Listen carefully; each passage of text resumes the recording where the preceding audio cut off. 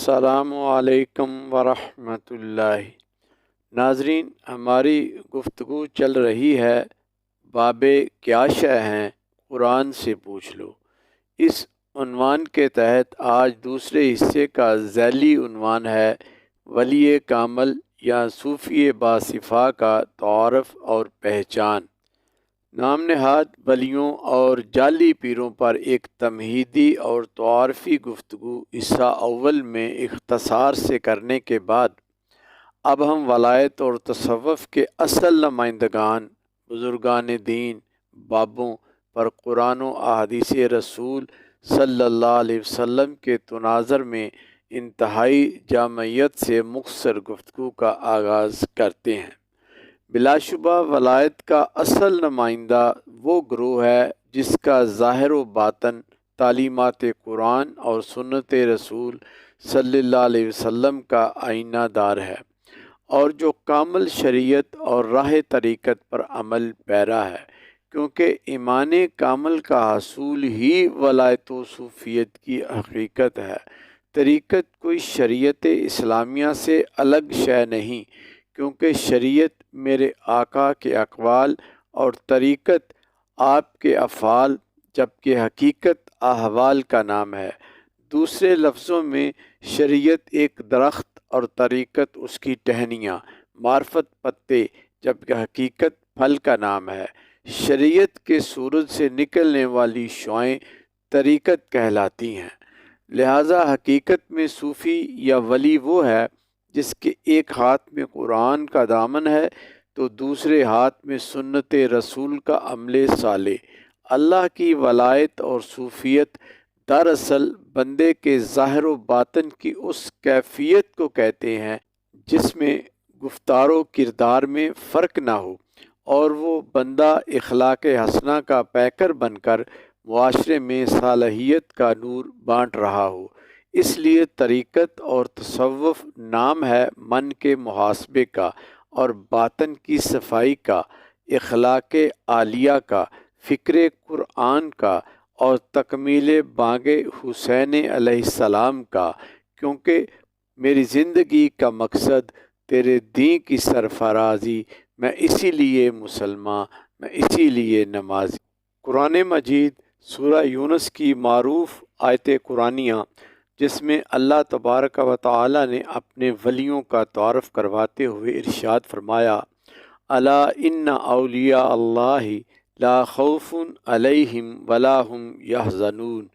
آیت قرآنیہ کا آغاز حرف تنبیہ اور حرف تحقیق سے الا ان، اللہ تاکید اور قسم کے انداز میں فرما رہا ہے، خبردار، بے شک اللہ کے ولیوں کو نہ کوئی خوف ہے اور نہ ہی وہ غمگین ہوں گے، یعنی نہ انہیں کوئی اپنی جان کا خوف ہے اور نہ انہیں اپنے کسی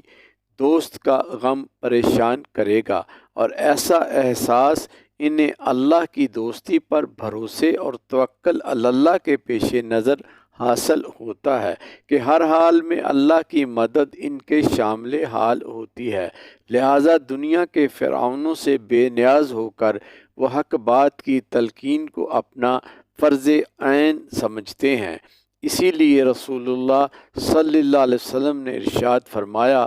جابر سلطان کے سامنے کلمہ حق کہنے سے گریز نہ کرنا سب سے بڑا جہاد ہے۔ تاریخ اسلام میں حجاج بن یوسف کا نام ایک ظالم حکمران کے طور پر لیا جاتا ہے جس نے لاکھوں انسانوں کی گردنیں تہ تیگ کروا دی تھیں۔ اپنے مزاج کے خلاف ذرا سی بات پر اپنی تلوار سے گردن اتار دیتا تھا۔ شیخ سعدی نے ایک روایت بیان کی ہے کہ حجاج بن یوسف نے ایک فقیر کا شہرہ سنا تو اسے بلایا اور برے دربار میں پوچھا، حضرت میرے لیے کون سا وظیفہ بہتر ہے؟ فقیر نے کہا، دوپہر تک سویا رہا کر۔ پوچھا، یہ کون سا وظیفہ ہوا؟ کہا، کم از کم دوپہر تک تو لوگ تیرے شر سے محفوظ رہیں گے۔ دربار میں جب حجاج نے اپنی کرتوت کا برملا اظہار ہوتے دیکھا تو خفت مٹانے کے لیے اس فقیر سے کہا، اچھا بابا جی میرے لیے کوئی دعا فرما دیں۔ فقیر بولا یا اللہ حجاج بن یوسف کی جلد جان نکال لے۔ حجاج کہنے لگا یہ دعا تو نہ ہوئی بلکہ بد دعا ہوئی۔ کہا نہیں، تیرے لیے دعا ہی ہے، کیونکہ تیرا نامہ اعمال دن بدن گناہوں سے بھاری ہوتا جا رہا ہے۔ جلد موت آ جائے گی تو تیرے نامہ اعمال میں کچھ کم گناہ شامل ہوں گے۔ گویا حقیقی فقر یہ ہے کہ دنیا سے بے نیاز صرف اللہ کا خوف دل پر طاری ہو جائے، اور یہی مومن کی شان ہے کہ پھر دنیاوی غرض سے بالا تر ہو کر راہ خدا پر چلنے اور راہ ہدایت پر چلانے کا عزم اس کی زندگی کا شعار بن جائے۔ مذکورہ بالا آیت قرآنیہ سے متصل سورہ یونس میں اولیاء اللہ کی صفات بیان کرتے ہوئے اللہ رب العزت نے ارشاد فرمایا الذین آمنوا وکانوا یتقون، یعنی اولیاء و صوفیاء مقربین الہی اللہ اور اس کے رسول پر ایمان لانے کے بعد پھر اطاعت و تقوی سے روگردانی نہیں کرتے، بلکہ ان کی زندگی کا ہر لمحہ اللہ کے قرآن اور سنت رسول صلی اللہ علیہ وسلم کے مطابق گزرتا ہے۔ یہاں اولیاء و صالحین کی دو علامات کا ذکر ہے، ایک ایمان اور دوسرا تقوی، یعنی مقربین الہی خلاف شریعت کچھ بھی پسند نہیں کرتے۔ ایمان کامل کے ساتھ راہ تقوی پر استقامت ہی شریعت، طریقت اور حصول تصوف ہے۔ اولیاء و صوفیاء کی یہی دو علامات نبی صادق صلی اللہ علیہ وسلم نے بیان فرمائی۔ سفیان بن عبداللہ ثقفی نے حضور صلی اللہ علیہ وسلم کی بارگاہ میں عرض کی کہ آقا مجھے اسلام میں کوئی ایک ایسی بات بتا دیں کہ آپ کے بعد زندگی بھر کسی سے کچھ نہ پوچھوں، یعنی کچھ پوچھنے کی حاجت نہ رہے۔ اس سوال پر آقا نے جو جواب دیا وہ جواب صحابہ اکرام رضی اللہ عنہم سے لے کر آج تک سارے اہل تصوف و سلوک اور اہل طریقت کے مشرب کی بنیاد ہے۔ حضور نے ارشاد فرمایا قل آمنت باللہ ثم استقم، کہہ دو میں اللہ پر ایمان لایا پھر اس پر پختگی سے قائم رہو۔ یہی دو علامات قرآن نے آیت مذکورہ بالا میں بیان فرما دی کہ اولیاء اللہ اور صوفیاء ایمان لانے کے بعد عمر بھر راہ تقوی سے سر منہ انحراف نہیں کرتے، یعنی اطاعت و تقوی ان کی زندگی بھر کا شعار بن جاتا ہے۔ اللہ رب العزت نے اپنے مقرب بندوں اولیاء و صوفیاء کی بعض صفات سورۃ الفرقان کی 63 تا 71 آیات قرآنیہ میں ارشاد فرمائی ہیں، جن میں ایک اہم صفت یہ ہے کہ اللہ کے مقربین وہ ہیں والذین یبیتون لربہم سجدا وقیاما والذین یقولون ربنا اصرف عنا عذاب جہنم ان عذابها کان غراما، اور وہ لوگ یعنی عباد الرحمن ہیں جو اپنے رب کے لیے راتیں سجدوں اور قیاموں میں گزارتے ہیں،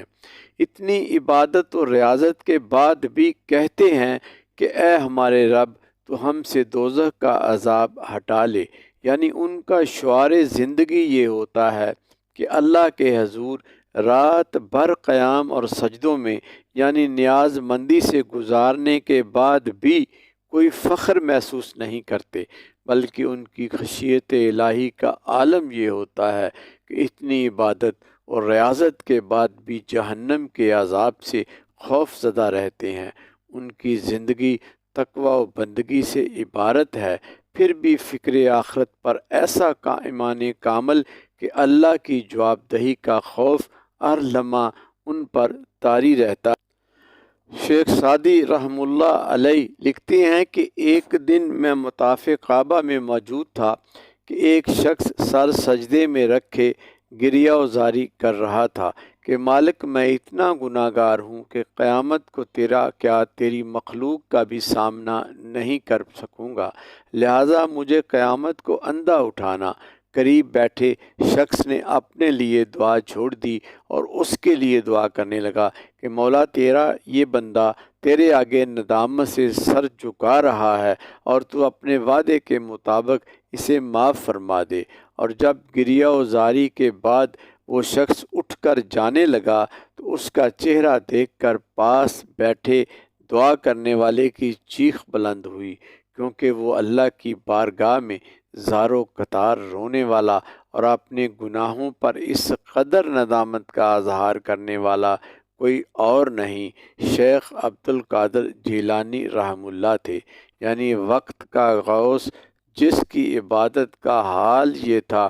کہ 40 سال تک عشاء کے وضو سے نماز فجر ادا کرتے تھے، پھر بھی اللہ کے حضور جواب دہی کا خوف طاری ہے۔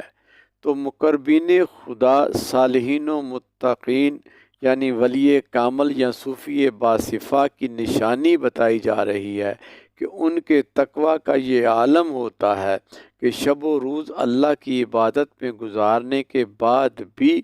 خوف الہی سے، عذاب جہنم سے پناہ مانگتے رہتے ہیں، اور اپنے اسوہ و کردار سے یعنی قول و فعل سے زمانے کو نور اسلام کی روشنی سے منور کرتے رہتے ہیں۔ ناظرین، گفتگو جاری ہے، بقیہ حصہ سوم میں ملاحظہ فرمائیں۔